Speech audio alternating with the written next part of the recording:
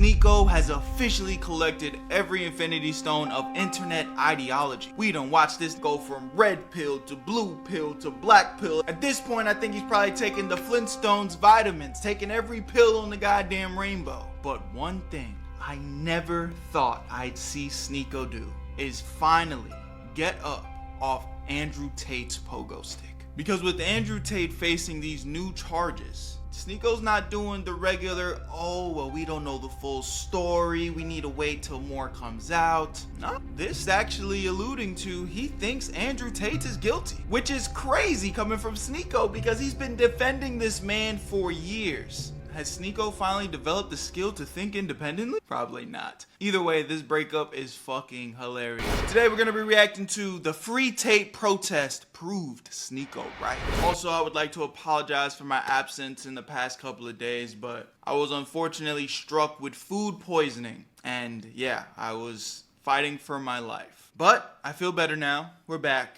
Let's get right into the video. Where you at, family? Let's go. I did believe at the time that Andrew Tate was innocent. I thought that some of the accusers were trying to get money, and I believed that it was a Matrix attack. I did believe it back then. But as I looked into it more, and I look at the new charge with child, and I've done a deep dive, it's clear that this is not just a specific Matrix attack, probably guilty of a lot of these things. Well, finally, it only took you about 4 years platforming him to the young, impressionable audience, him snaking you, doing all these things behind your back, only for you to come back around to a side that realizes that he might be a bad person. Thank you, Sneako, for finally realizing that Andrew Tate is a bad person after all the years of damage. Just thank you. The infamous Tate brothers are being held in federal custody in Miami, Florida because they have done some things that are just outrageous. Not necessarily new, but they are outrageous. And with the hearing being pushed back to August 27th, their supporters have come around them and decided to wrap them in a blanket or a cloak of support that would have them feeling like they are loved to the nth degree and that these people are there to see them seek justice. Oh my gosh, imagine if your dad was showing up in this protest, bro. Jesus. I would want to be disowned right away. Like, just imagine your father that you look up to is showing up to a free Top G protest with his titties hanging out the side of his shirt. Free hugs would be an absolute disgrace to the family name. I would have to change my name immediately. Free Top G!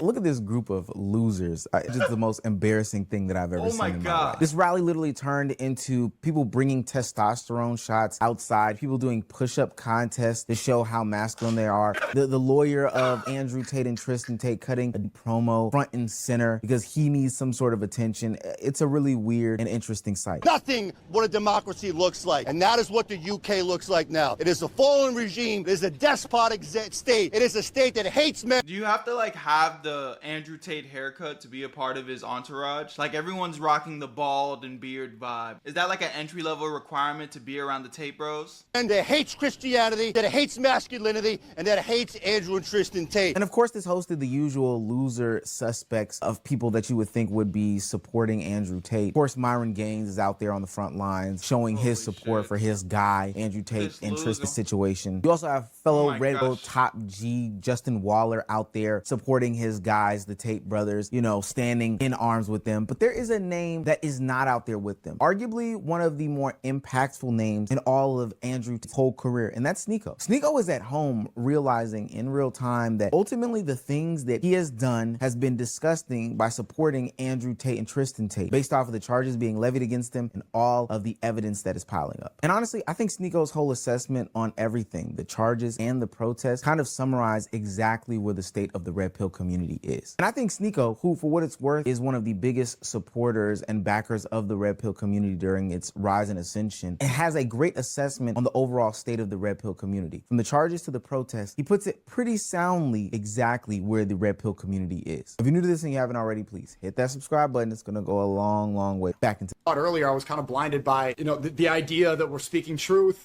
this resisting the slave mind, the Matrix. I did believe in that stuff, and it's a lot of it is a cult. And you can see some of these people are still in that cult. They believe that they're demons or trying to stop testosterone, so they're doing push-ups on the sidewalk at the age of 40 years old. It's embarrassing. No, you're 50. You know, one thing about me, I'm never mad at somebody changing their mind, because we all grow and develop and change our minds. But when it's just coming from somebody that's so clearly LARPed everything in his life, like, it just sounds cheap, bro. You know, I just can't accept it. Weirdo. Look at this guy. He's wearing his glasses. He's prepping himself up to be like some type of professional, as if he wasn't the same type of loser to do this like a year ago. But I don't know, bro. Hey, I guess. What are you doing? And I admit I was wrong. And what I think is actually a bold move from Sneako, he does come to the internet and admit something that a lot of people can't do. That his actions, his belief system, and what he was pushing was wrong in the past. It's not just the stuff with women that has Sneako now believing that, you know, Andrew Tate and his ways were wrong. It's also the stuff with children. It's also the way that he goes about treating his friends. It's the entire framework and ideology and picture that Andrew Tate has been trying to paint over the past couple of years that now has what I think was his biggest and most vocal and most important supporter now questioning the validity of who he is. The reason why I think the Sneako of it all is so important is because he was a guy who championed Andrew Tate. I tried to explain this to my fiance the other day about how important Sneako was to the rise of Andrew Tate, but he, in my opinion, is literally the person who introduced Andrew Tate into such a young and impressionable audience through Sneako and had him be somebody who at one point in time got his name bigger than Donald Trump and Kim Kardashian. But now in 2026, the relationship has totally fallen apart and changed. And these newfound charges, these old charges, but just brought back to the forefront in a different way, have made Sneako disavow Andrew Tate in a way that I think is honestly great. So the charges aren't even new, essentially.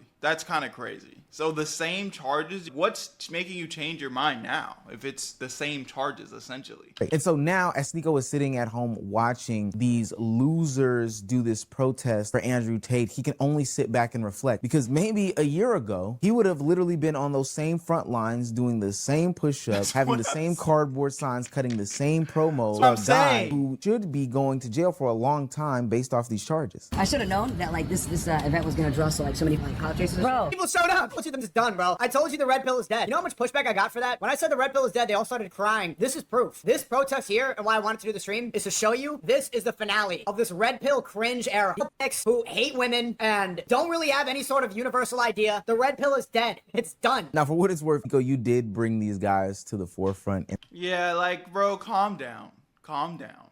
Give your red pill brothers some grace. You know what I'm saying? You was just on that side campaigning with them. Relax. In the mainstream, at least you aided in doing it, but it's good that you're spinning the block. And I think that you're absolutely right. These people are hanging on by a thread because of years of being exposed for being fraudsters, scammers, people who don't actually live the life that they say they live, and with little to no male improvement to the teachings that they've had. But this is great. Like, one of the biggest supporters who has come out of this era is this whole movement in public. And the reason why he's clowning them is because his point is being proven by a protest that's supposed to support Andrew Tate. This is the quote by Miami Times reporter Natasha Yee. The smattering of millennial men gathered in the 90-degree heat appeared to span nearly every race and ethnicity, clutching homemade cardboard signs with messages like, "Thank you, Andrew Tate, for teaching us bravery." And the Tates are heroes to millions, though only about 30 of those millions appeared to make downtown Miami on Thursday. Oh, man.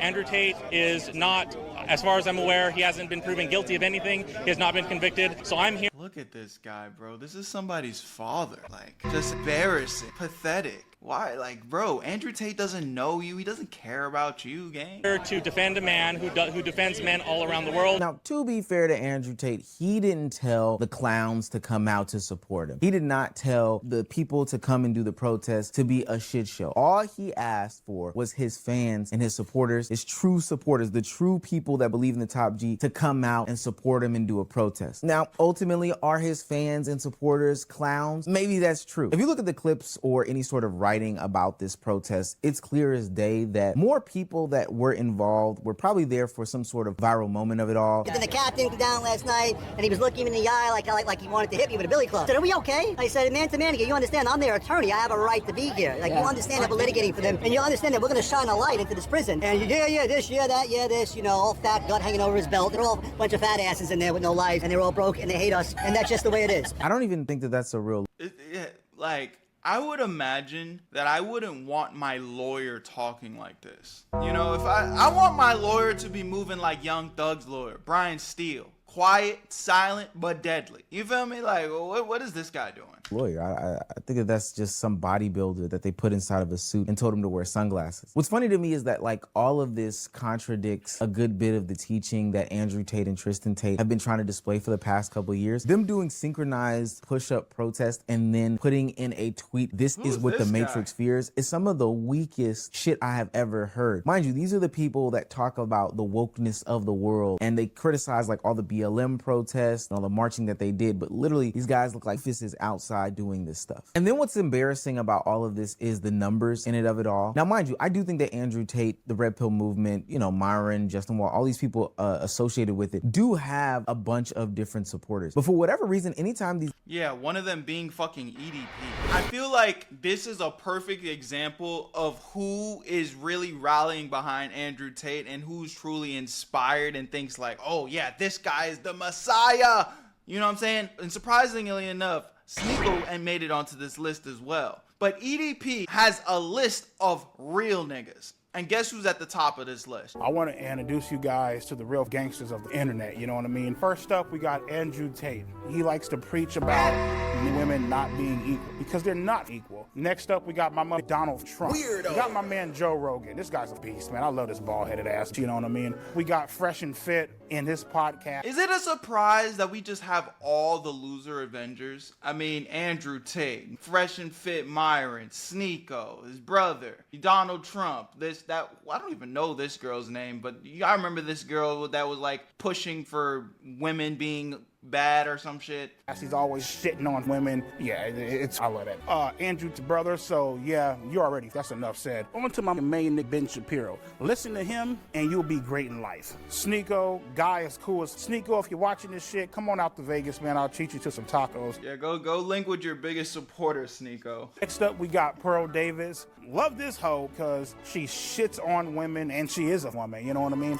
These are the certified OGs of the internet and I couldn't imagine a world without them. Yeah, this is your target demographic right here. These guys try to galvanize any sorts of troops. It always has something questionable that goes along with how many people actually came there. One reporter that's pro-Tate quoted that there were thousands of people. The Miami Times and this other account quoted that there were dozens to maybe 30 people. And every video that I see, I'm not gonna lie, this is just based off of what I've seen. It's not a lot of people at all. It literally looks like less than like a high school lunch at any given time. And you know, depending on the high school that you go to, I might even... Yeah, that's not even true. I remember my high school, we had at least 100 people in the cafeteria. My high school definitely held at least 1,000 or so people. I don't think I'm tripping. Be gassing it because that's a pretty big showing. Now, I don't know if it's these top G disciples are so broke that they can't actually afford to get to Miami because they're so busy sending their money to Andrew and Tristan Tate to put on their books so they can pay for ramen noodle packets so they're not having to do push-ups and clean laundry while they're in jail, or if it's because people aren't proud enough to show their faces to let the world know that they actually do support Andrew and Tristan Tate. But I do know one thing, this millions of people fan base that claim that they are proud and loud about supporting Andrew and Tristan Tate's movement aren't visible anytime anybody asks them to. I'm actually curious to see how big my high school was. Okay, yeah, I was actually underballing it. How many students attend West Broward High School? 2,492. Now, I don't know when the last time this was updated, but yeah, my high school is a pretty big ass high school. So yeah, I think a school lunch would be overly estimating how many people showed to that protest. That doesn't even look like a classroom, honestly. To step up and show their face. Now, arguably the worst part about all of this is not the fact that there weren't too many people that showed up to a protest. It's the fact that Andrew Tate left his community, the top G community, the Red Pill guys, in the hands of some of the worst people on the internet. And the truth of the innocence and the reasons why they should be released will be so overwhelming. And if we lose, then we will go straight to President Trump's office. And we will say to him, I understand we have a long and lasting relationship with the United Kingdom, but don't forget that that relationship started when we took their tea and threw it into the damn water. Don't forget that that relationship started when we launched a revolution against that stupid king and his stupid wig and that godforsaken country. Is he a lawyer or a content creator? Like, why are you referencing the Boston Tea Party and the revolutionary era back in the 1700s when you're talking about whether Tristan Tate and Andrew Tate are supposedly people who are doing these terrible things with women and children? Can you keep your eye on the prize here, buddy, and not try to get it on AEW? It's not just the Fresh and Fit boys, Myron and Walter, and it's not just Justin Waller, who Andrew Tate has left to defend his name in the public and galvanize the truth. He has established a crackpot team of legal experts, one that only rivals O.J. Simpson, in an attempt to get him out of jail. I mean, these guys are as sharp as a tack, ladies and gentlemen. I don't think that I can stress how worried I am for the state of Florida, city of Miami, the federal government, and what they're going to have to put up with, because this legal team they're on it. I swear to you, they are on it. Don't forget that relationship started when we launched a revolution against that stupid king and his stupid wig. I was thinking that his voice was in 2 times speed because he sounded like a chipmunk, but this might actually just be his voice, gang. And that godforsaken country. Now, obviously, lawyers speak all the time. I don't think it's strange for them to be answering some of these questions. Have you obtained proof of life?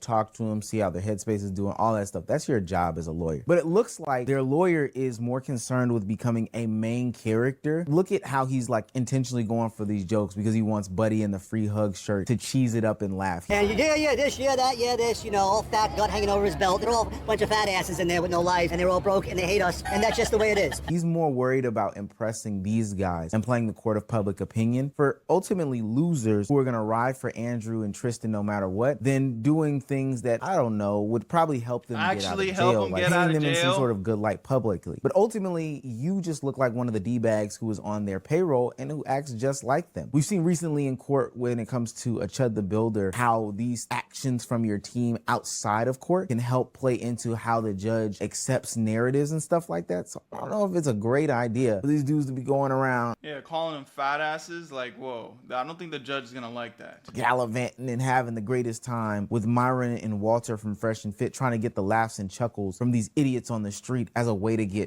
these guys out of jail if that's their ultimate end goal. But I had to look into this lawyer a little bit deeper to figure out who he was, because he came off clout chasey, and you got to trust your gut on some of these things. When he comes off clout chasey in these interviews, then you've got to assume that in real life he's clout chasey as well. Andrew Tate's lawyer's name is Joseph somebody who has taken on some pretty notorious and infamous cases in recent times. He was the guy who supported and decided to take on the defense for Richardo, Big O, Barnett, whatever his name is. The guy who was in Nancy Pelosi's office during the January 6th expedition coup on the Capitol building. Now, this guy Barnett, with the help of Joseph McBride, went to trial and was convicted on all 8 counts. But at the end of the Really? All Tate's cooked. Today, Joseph McBride still got that look, right? Huh? And then there's Keith Rainier, founder of IVM, who also Joseph McBride decided that he was going to be a lawyer for. Now, Rainier has an interesting storyline, but McBride publicly questioned BI's work and argued that prosecutors had not proven every element of the crimes beyond a reasonable doubt. You're probably asking what Rainier was being put on trial for. He was ultimately a cult leader, somebody who was into some of the same things that their guy Andrew Tate is being put up on trial for: the trafficking, the exploitation, the children of it all. And Rainier ultimately got sentenced to 120 years. Now, I'm not to say that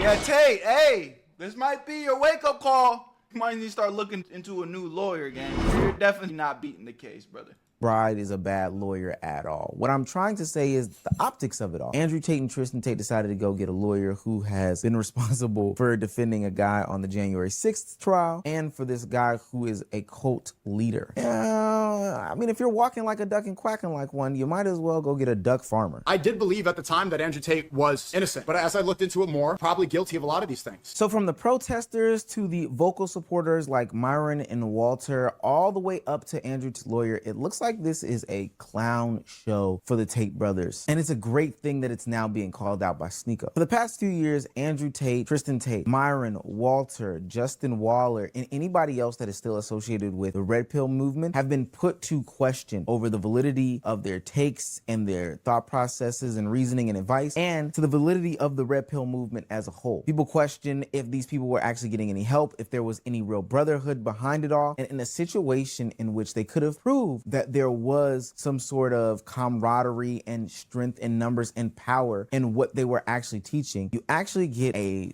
30 people shit show of a protest in support of a guy who has a lawyer who is looking for the optics and look of it all in order to make his name big, while Andrew and Tristan Tate are behind Miami bars. Tate obviously still has fans, but the movement is not what it was. And I think what makes it worse is that the person who ushered in this movement to a young and an unexpected audience, has left, has excommunicated from it, is disavowing it. I don't think people realize how much of a role Sneako has actually played in bringing these losers to a young audience. And again, I don't, forgive him or forget about all of that, but it is a great deal that he is actually addressing these things now and saying the loud part out loud, that the red pill is dead. It's over with. They're not amusing anymore. You see commentary channels stop making videos about them. And every single time they are being displayed is more so from the POV of people clowning them. Not necessarily for the bad takes about women, because we know that they don't actually deal with women in that way, but just the links that they go to show how embarrassing of a group and a movement they actually are. I mean, I'm not mad at it. It's funny to me, but at the same time, I wouldn't be surprised if Andrew Tate and them get out of jail and Sneako's right back to jumping on Nate Johnson, bro. Like, that's just what he's proven to me throughout the years, where he just doesn't really stand on anything. He don't really got no spine. But it's the public opinion now to LARP and, co-sign like, oh yeah, Andrew Tate and them are bad, then yeah, Sneako's gonna hop on that wave too. Now, as far as Andrew Tate and his brother, hey man, those are some pretty nasty charges. People have been saying it for years, and one thing that I will say is, where there's smoke, there's usually fire. I don't know what's going on. I feel like they've been fighting these allegations for a long time, so something weird going on behind the scenes at the very least, right? I don't know. I'll keep bringing you guys updates as I'm seeing them come through, but one thing's for sure, I hope that the truth and justice comes forward for anybody that was potentially harmed in this situation. Where you at, Berto? I made this shit look too easy.